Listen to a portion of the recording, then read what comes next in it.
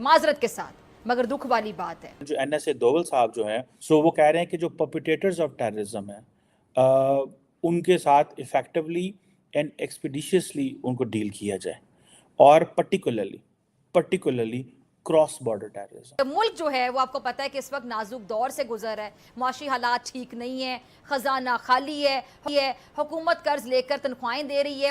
بھارت کسی موڈ میں نظر نہیں آ رہا پاکستان کے ساتھ انگیج کرنے میں، اور لگتا یہ ہے کہ بھارت ایک ٹف لائن لے رہا ہے۔ میں آپ کو ریئلٹی بتا رہا ہوں، بالکل ریئلٹی۔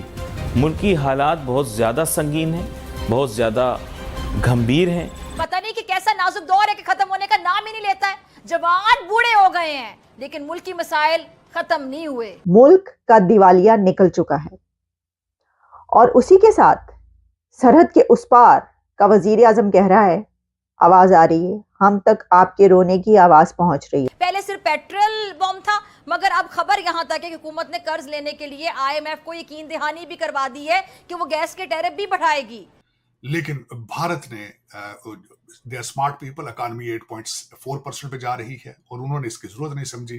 ویسے بھی doctor J Shankar regional autonomy کی کہ انڈیپینڈنٹ فارن پالیسی ریجن کے اندر وہ چاہتے ہیں۔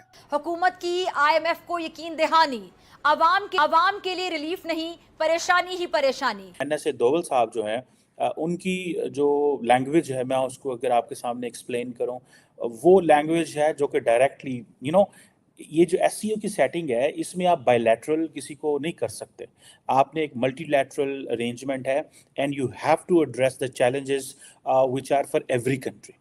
لیکن انڈیا جو لینگویج یوز کرتا ہے وہ ڈائریکٹلی پاکستان کو ٹارگٹ کر رہا ہے۔ I am just trying to tell you کہ ایٹماسفیئر کیا ہے۔ وہ کہہ رہے ہیں کہ جو پرپیٹیٹرز آف ٹیررزم ہیں ان کے ساتھ افیکٹولی اینڈ ایکسپیڈیشیسلی ان کو ڈیل کیا جائے، اور particularly cross border terrorism. Now اب یہ جو چیز ہے نا، یہ cross border terrorism, this is purely an Indian view for Pakistan کہ جی یہ کراس بارڈر ٹیررزم ہے۔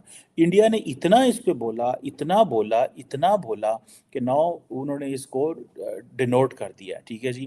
اب ظاہری بات ہے یہ قزاقستان کے اندر ہو رہا ہے، ٹھیک ہے جی، اور ایک تو وہ ظاہری انہوں نے یہ پاکستان کے اوپر بات کی اور ٹکاوی انہوں نے بات کی ہے۔ اب یہ جو میں آپ کو یہاں پہ ایک اور بات بھی بتاؤں، پاکستان کا نیشنل سیکورٹی ایڈوائزر ہی کوئی نہیں ہے، NSA کوئی نہیں، پتہ نہیں وہاں سیکرٹری ہمارا کوئی چلا گیا ہوگا، آئی ڈونٹ نو کون گیا ہے وہاں پہ، لیکن ہمارا وہاں پہ ہمارا نیشنل سیکورٹی ایڈوائزر ہی کوئی نہیں۔ ہم کسی کو اس قابل ہی نہیں سمجھتے کہ وہ نیشنل سیکورٹی ایڈوائزر ہو۔ دراصل ہمارے ملک کے اندر جو پرابلم ہے نا، وہ یہ ہے کہ پاور شیئرنگ جو ہے نا، یہ بڑا کمپلیکس چیز بن گیا ہوا ہے۔ اسٹیبلشمنٹ چاہتی ہے کہ اس کے سسٹم کے اندر پینیٹریشن ہو، اسٹیبلشمنٹ چاہتی ہے کہ وہ سسٹم کے اندر آئے، جو پولیٹیکل کلاس ہے وہ مجبوراً اسٹیبلشمنٹ کو سپیس تو دے دیتی ہے، لیکن وہ ایک فرکشن اور وہ چیز جو ہے وہ رہتی ہے، وہ چیز فرکشن ختم نہیں ہوتی، ٹھیک ہے نا جی۔ اور یہ چیزیں میں سمجھتا ہوں کہ دے آر دیر، اور اب وہ اسی لیے ہم نے اپنا NSA لائے نہیں۔ لاسٹ ٹائم موحد یوسف صاحب پاکستان کے نیشنل سیکورٹی ایڈوائزر تھے، وہ جدھر بھی جاتے تھے وہ کہتے تھے نہیں ایسا انڈین سے نہیں ملنا، ہم نے انڈین سے بات نہیں کرنی۔ لیکن یہ تو چلو SCO لیول کا پلیٹ فارم ہے، اس پہ تو ملنا ہی ملنا ہوتا ہے، آنا ہوتا ہے، لیکن ملاقات نہیں کرتے اور ایک دوسرے کو بڑی ٹف لائن دیتے ہیں، انڈینز بھی پاکستان کو اور پاکستان بھی انڈیا کو۔ یہ جو میں آپ کو ایٹماسفیئر بتا رہا ہوں کہ جس میں ڈاکٹر جے شنکر بھی ٹف لائن لے رہے ہیں، پرائم منسٹر مودی نے بھی، اور ساڑھے پنجابی کے اندر نے رکھی جی ٹویٹ کی تھی، مطلب ڈرائی سے ہی ٹویٹ کی انہوں نے، ٹھیک ہے۔ وزیر اعظم شہباز شریف نے بھی ڈرائی سے جواب دیا ان کو، چھوٹی سی ٹویٹ کا چھوٹا سا جواب، اور عموماً ایسے نہیں ہوتا ہے۔ بہرحال تو یہ مجھے ایسا لگتا ہے دیر از سم تھنگ وچ از آن دا وے، جس میں پولیٹیکل کلاس جو بھارت کی ہے وہ سمجھتی ہے، اور انہوں نے اس حوالے سے وہ کہتے ہیں ٹف لائن لیں تاکہ انڈیا کی جو اپوزیشن ہے وہ کسی قسم کی کوئی اسپیس نہ کریٹ کر سکے، وہ کوئی ایسا ماحول نہ پیدا ہو سکے جس میں یہ کہا جائے کہ شاید انڈیا پاکستان کے ساتھ انگیج ہونا چاہتا ہے یا مل رہا ہے یا ایک گڈی ہو رہے ہیں۔ اب یہ جو ہے وہ کہتے ہیں ڈاکٹر جو NSA دوول کہتے ہیں جی ڈبل سٹینڈرڈز ہیں، یہ ختم ہونے چاہیے۔ ڈبل سٹینڈرڈز کا ورڈ بھی انہوں نے پاکستان کے لیے رکھا ہوا، وہ کیسے؟ وہ کہتے ہیں جی آپ نے جو دہشت گرد افغانستان والی سائڈ پہ ہیں آپ ان کو صحیح سمجھتے ہیں دہشت گرد اور ان کو لڑتے رہتے ہیں، اور جو کشمیر والی سائڈ پہ ہیں ان کو آپ دہشت گرد نہیں سمجھتے۔ ان کے یہ ایک ڈیفینیشن ہے۔ اب یہ وہ جب بائیلیٹرلی بات کریں گے کسی کے ساتھ تو ایسے ہی کریں گے, پاکستان کا نام لیں گے, لیکن یہ کیونکہ ملٹی لیٹرل سیٹنگ ہے تو اس میں آپ ڈائریکٹ ملک کا نام نہیں لیتے, یہ منع ہے وہاں پہ, ٹھیک ہے. اینڈ دین انہوں نے کہا جی ڈبل اسٹینڈرڈ باندھ ہونے چاہیے, اسپانسرز, فائنینسرز, فیسیلیٹیٹرز. یہ اسپانسر, فائنینسر, فیسیلیٹیٹر جب FATF تھا اور اس میں ڈسکشن تھی تو یہ وہی چیز ہے.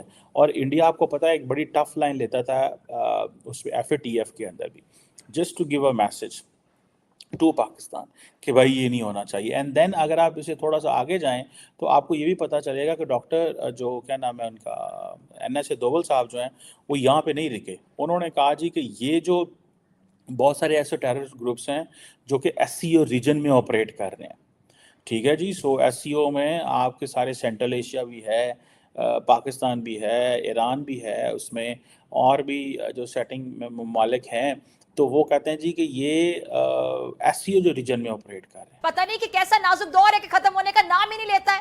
جوان بوڑھے ہو گئے ہیں لیکن ملکی مسائل ختم نہیں ہوئے. جہاں تک معاشی حالات کی بات ہے تو میرا حکمرانوں سے ایک بڑا عاجزانہ سا سوال ہے, آپ کی اجازت سے اگر آپ دیں کہ میں آپ سے ایک سوال پوچھ لوں کہ معاشی تنگی کی مصیبت صرف عوام ہی کی قسمت میں کیوں ہے؟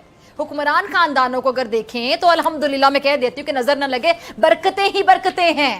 پاکستان سے آپ دیکھ لیں کہ پوری دنیا تک حکمرانوں اور ان کی جو اولادیں ہیں ان کی جائیدادیں ہیں, یہاں پر بھی ہیں باہر بھی ہیں. اور پاکستان میں بہتی جو الٹی گنگ ہے, اگر ہم دیکھیں کہ ریلیف پر ریلیف بھی انہی کے لیے, اور جو غربت کی چکی میں پس رہے ہیں ان کے لیے صرف مہنگائی کی تکلیف ہی تکلیف ہے, معذرت کے ساتھ مگر دکھ والی بات ہے. اور کل کا فیصلہ دیکھ لیں کہ حکومت نے پیٹرول کی قیمت میں تقریباً 10 روپے فی لیٹر کا اضافہ کر دیا.